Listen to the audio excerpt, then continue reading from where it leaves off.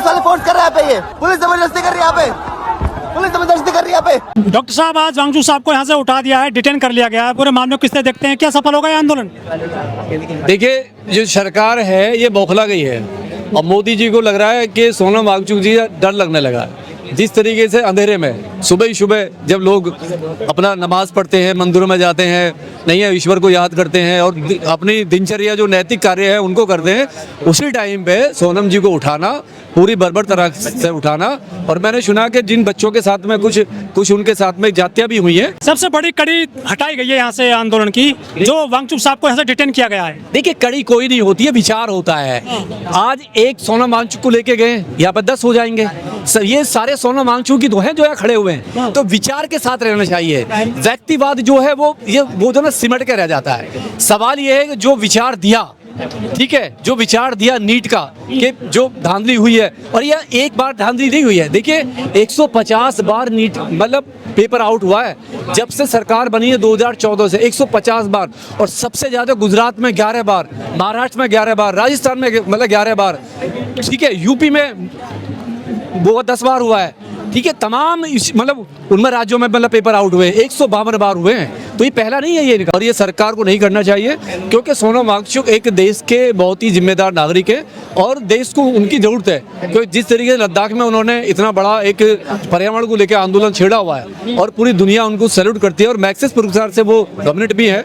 तो सवाल ये कि सरकार को पढ़े लिखे लोगों से डर क्यों लगता है, सरकार शिक्षा से दूर क्यों भागती है, क्यों डरती है शिक्षा से? तो ये सवाल है और ये पूरे देश में फैल गया। आज पूरी दुनिया जो है इस सरकार का चेहरा बेनकाब हुआ है, जिस तरीके से सोनम जी के साथ में इन्होंने व्यवहार किया है। तो हम इसकी घोर निंदा करते हैं और अपील करते हैं भारत के सुप्रीम कोर्ट के न्यायालय से, हमारे देश के जो राष्ट्रपति है उनसे, कि स्वतः संज्ञान ले और कम से कम इस सरकार को एक्सपोज करे, इसको नंगा करे और इसकी जवाबदेही मतलब तय करे इसकी। अब ये आंदोलन है, इसकी गूंज पूरे भारत में रहे और जो विदेश में भी है। तो ये एक आदमी का आंदोलन नहीं है। तमाम वो छात्र जो नीट की तैयारी करते हैं, जेईई की तैयारी करते हैं, यूपीएससी की तैयारी करते हैं, जो सीए की तैयारी करते हैं, जो एसएससी की तैयारी करते हैं, जो पटवारी की तैयारी करते हैं, लेखपाल की करते हैं, तमाम जो बच्चे हमारे तैयारी करते हैं, ये आंदोलन अब उनके घर तक पहुँच गया है, उनके पेरेंट्स तक पहुँच गया। लेकिन इस बार तो नीट का पेपर लीक हुआ था, उन्होंने री एग्जाम कराया, रिजल्ट भी आ गया, सब सेटिस्फाइड दिख रहे हैं स्टूडेंट, हमें लग रहा है। देखिए, कोई भी सेटिस्फाइड नहीं है। जो स्टूडेंट कितने थे पहले काउंसलिंग में लग गए हैं वो लोग, काउंसलिंग में। देखिए, जो पास आउट में मुबारकबाद है, ठीक है, पेपर में तो जाना ही था ना भाई, पेपर में जाना तो सरकार की जिम्मेदारी थी। जब गवर्नमेंट फंसी तो वो कराना ही था, उन्होंने कराया।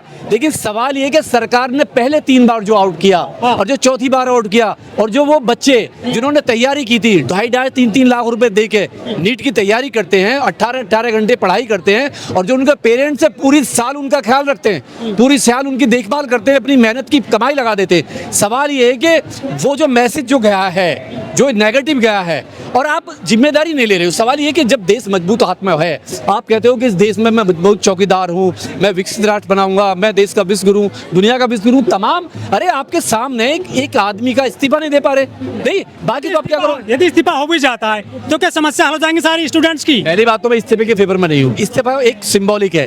एक ऐसा कानून बनना चाहिए, व्यवस्था परिवर्तन हो चाहिए, एक कानून बने, एक ऐसा एक्ट बने, क्योंकि जो भी पेपर लीक आउट करे किसी का भी, उसको कम से कम फांसी की सजा हो, आजीवन कारावास हो, उसको एंटी नेशनल घोषित करे, उसको नागरिकता खत्म करी जाए। तो ये कार्रवाई की जा रही है ना सरकार के द्वारा?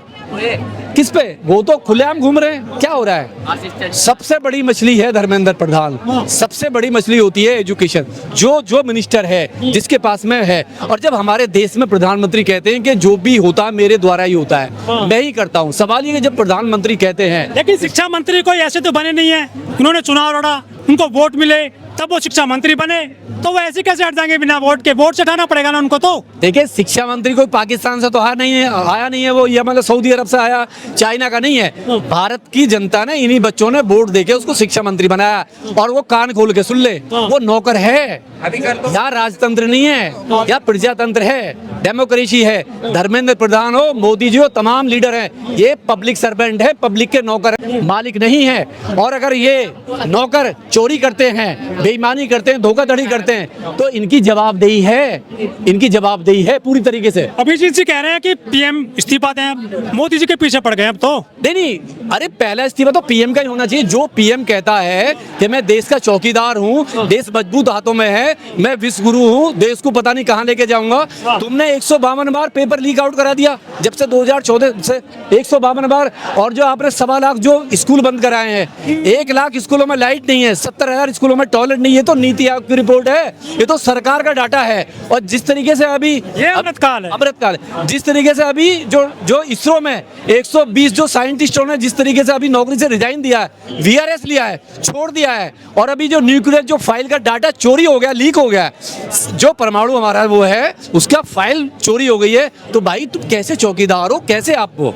सवाल ये कि आपके होते हुए सारा कुछ हो रहा है, नहीं आपका होते हुए सब कुछ हो रहा है, तो ये चौकीदार नहीं है, ये मजबूर चौकीदार है। अरे मजबूत सरकार है, मजबूत नहीं है। अगर मजबूत होती तो ये जो बच्चे हैं ना, ये बच्चे रोड पर आते, किसान रोड पर नहीं आता। तो कि बी टीम बता दिया इनको उन्होंने। देखिए, जब इस देश में कोई भी आंदोलन करने रोड पे आता है ना, तो ये नक्सली, खालिस्तानी, पाकिस्तानी, इनका जब एनआरसीसी में बैठे थे तो पाकिस्तानी थे, किसान आंदोलन में थे, 700 किसान शहीद हुए तब पाकिस्तानी थे, नहीं, और तमाम मुद्दे जितने भी हैं उनको आसानी से पाकिस्तानी घोषित करते। कल को सोनम जी को कहेंगे कि पाकिस्तान से आ रहा है, कह तो रहे कि चाइना का वो तो एजेंट है, फंड मिल रहा था चाइना से। यानी जिस देश का प्रधानमंत्री पार्लियामेंट में आंदोलनकारियों को परजीवी बताते हो, तो उनसे क्या उम्मीद करोगे?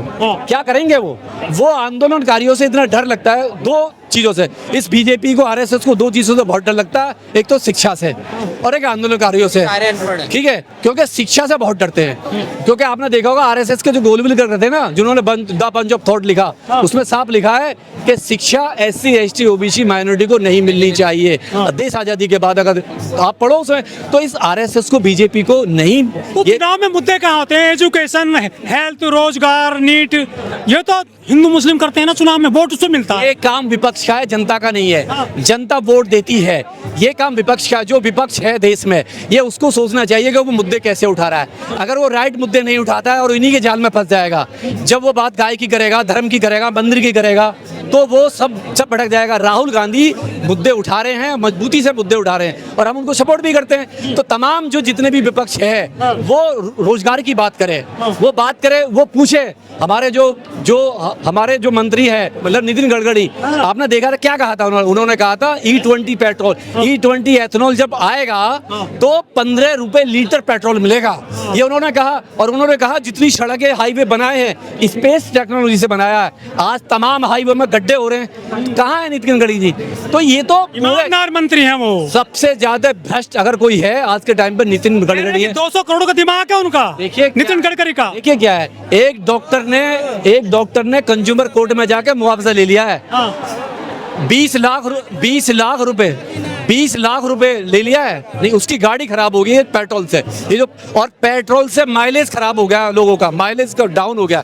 जिस चीज को ये बेच रहे हैं ना, रोड पे आ रहे हैं लोग। सवाल ये कि ये विपक्ष के मुद्दे, विपक्ष को उठाना चाहिए। अगर विपक्ष नहीं उठाएगा तो ये जो है ना, ये लोग इसको, आंदोलन को, कोई भी है, ये फिर हिंदू पे लेके जाएंगे, मंदिर पे लेके जाएंगे, गाय पे लेके जाएंगे, ये उसी पे लेके जाएंगे। जिससे जिस 20 तारीख की कॉल दी हुई है, 20 तारीख की 20 तारीख की कॉल पूरे देश के लिए है। मैं कह रहा हूँ अगर वो लोग यहाँ नहीं आते तो अपने क्षेत्रों में करें और एजुकेशन पे करें, क्योंकि एजुकेशन वो हथियार है, अगर गरीब के हाथ में आ गया ना ये, तो ये जो उधर है, वे जो सामंतवादी लोग हैं ना, इनकी कुर्सी हिलती है। ये डरते शिक्षा से हैं। क्या होगा 20 तारीख को?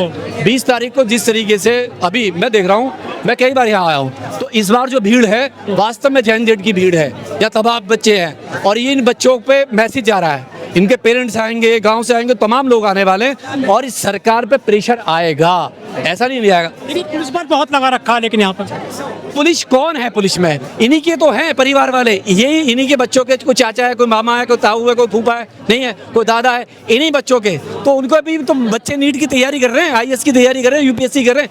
भाई ये जो पुलिस वाले हैं, इनके बच्चे कौन से कॉलेज से पढ़ रहे हैं? विदेश से पढ़ रहे हैं क्या? ये मिडिल क्लास के बच्चे हैं जो पुलिस वाले हैं, नहीं है तो अरबपति नहीं है। ये सरकार सुबह सुबह आए, सरकार के नुमाइंदे सुबह सुबह आए, और जो लाठी चार्ज किया है, क्या लोकतंत्र पे ये हमला है?